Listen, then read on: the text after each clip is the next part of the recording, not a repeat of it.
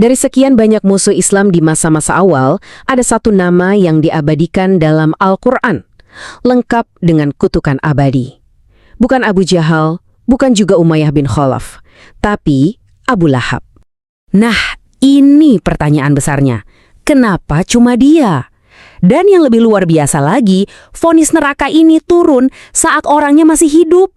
Bayangin, dia punya waktu 10 tahun penuh untuk membuktikan Al-Quran salah. Kesempatan emas kan? Tapi dia nggak melakukannya. Yuk kita kupas tuntas misteri ini. Iyap, namanya Abu Lahab. Dan kisah ini teman-teman bukan cuma soal benci-bencian biasa. Ini taruhannya adalah kebenaran wahyu itu sendiri. Oke, sebelum kita lanjut, biar bener-bener kebayang seberapa personal konflik ini, kita mesti lihat dulu sedekat apa sih hubungan dia sama keponakannya, Nabi Muhammad.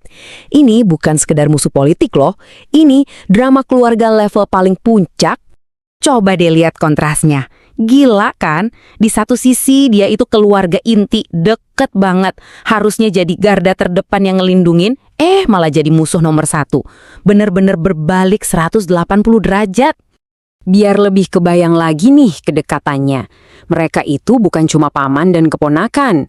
Mereka tetanggaan. Rumahnya nempel sebelahan persis.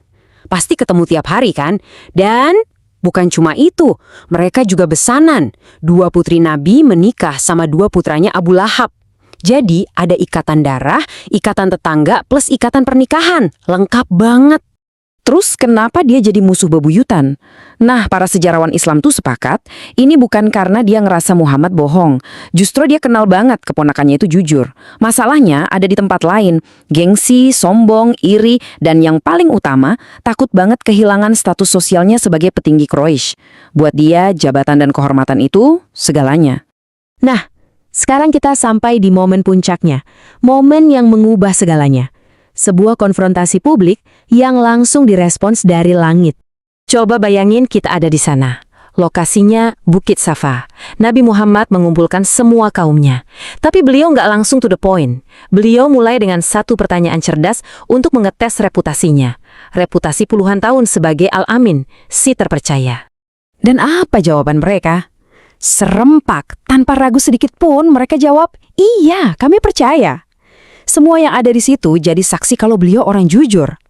Ini kan pondasi yang pas banget untuk menyampaikan pesan penting setelahnya.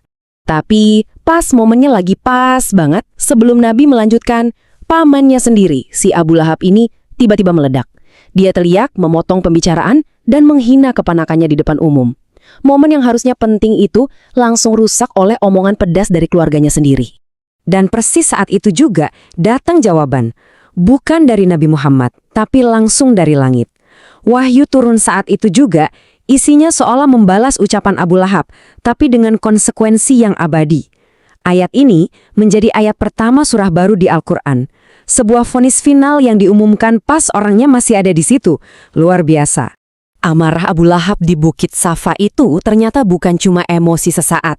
Itu baru permulaan dari kampanye permusuhan yang total. Bayangin aja, dia sampai menguntit Nabi ke pasar-pasar. Tiap Nabi bicara sama orang, dia langsung teriak dari belakang, "Hei, jangan dengarkan dia pembohong." Dia juga pakai kekuasaannya untuk mencabut perlindungan suku dari Nabi, yang mana di zaman itu sama saja kayak hukuman mati. Bahkan istrinya, Ummu Jamil, ikutan meneror. Setiap malam, dia sengaja menebarkan duri dan kotoran di jalan yang biasa dilewati Nabi. Benar-benar sekeluarga. Nah, disinilah ceritanya jadi makin menarik. Ini bukan lagi sekedar catatan sejarah. Ini jadi semacam tantangan terbuka. Sebuah ramalan yang sebenarnya gampang banget untuk dipatahkan. Jadi begini, surah Al-Lahab ini kan turun kira-kira 10 tahun sebelum Abu Lahab meninggal. Artinya apa? Artinya, selama 10 tahun penuh, dia hidup dengan cap ilahi yang bilang kalau dia bakal mati sebagai musuh Islam. Kebayang nggak hidup dengan ramalan kayak gitu menggantung di atas kepala? Coba deh kita pikir bareng-bareng, apa cara paling gampang sedunia untuk meruntuhkan semua klaim kenabian Muhammad saat itu? Gampang banget. Abu Lahab tinggal maju ke depan publik terus bilang, "Saya bersaksi tiada Tuhan selain Allah dan Muhammad utusannya." Udah, gitu doang, selesai. Nggak perlu tulus-tulus amat, pura-pura juga bisa. Dia bisa saja kan langsung menghancurkan fondasi Islam saat itu juga. Dia tinggal bilang tuh, lihat, kitab suci kalian bilang saya bakal mati kafir, tapi saya sekarang muslim. Berarti kitab kalian salah kan? Game over. Jadi, dengan senjata pamungkas yang sesimpel itu di tangannya, apa yang dia lakukan selama 10 tahun ke depan? Tidak ada. Sama sekali, dia tidak pernah mengambil langkah itu. Ini poin yang bikin merinding sih. Saking gedenya rasa benci dan sombongnya dia sampai nggak bisa atau nggak mau mengucapkan beberapa kata itu. Padahal cuma untuk pura-pura, untuk memenangkan debat paling akbar seumur hidupnya. Dia lebih memilih mati sebagai musuh, dan dengan begitu, dia justru menggenapi ramalan yang ada di Al-Quran tentang dirinya. Jadi, apa sih pelajaran yang bisa kita ambil dari kisah luar biasa ini? Ternyata ada beberapa poin penting yang relevan banget, bahkan sampai sekarang. Ironis banget, coba bayangin. Orang yang seumur hidupnya bangga sama status dan kekuasaan, matinya justru dengan cara yang super hina. Ceritanya, pas dia dengar kaum Quraisy kalah di Perang Badar, dia langsung syok dan sakit parah. Penyakitnya menular banget, sampai anak-anaknya sendiri takut untuk menyentuh mayatnya. Jasadnya dibiarkan membusuk 3 hari, akhirnya mereka bayar orang untuk mendorong mayatnya ke lubang pakai tongkat, terus dilempari batu dari jauh. Jauh banget dari kemewahan hidup yang biasa dia pamerkan. Jadi, dari kisah ini kita bisa ambil beberapa pelajaran penting. 1, kedekatan fisik itu nggak jaminan. Mau paman, mau tetangga sebelah, kalau hati menolak, ya menolak saja. 2, sombong itu bisa membutakan logika. Ego dan takut kehilangan jabatan bisa lebih kuat dari akal sehat yang paling simpel sekalipun. Dan ketiga, ini soal keadilan Tuhan. Orang yang paling berkuasa di Mekah saat itu justru dapat akhir yang paling memalukan, dan kisahnya diabadikan selamanya. Nah, ini yang bikin kita jadi berpikir, kisah Abu Lahab ini kan sebenarnya tentang sebuah pola ya.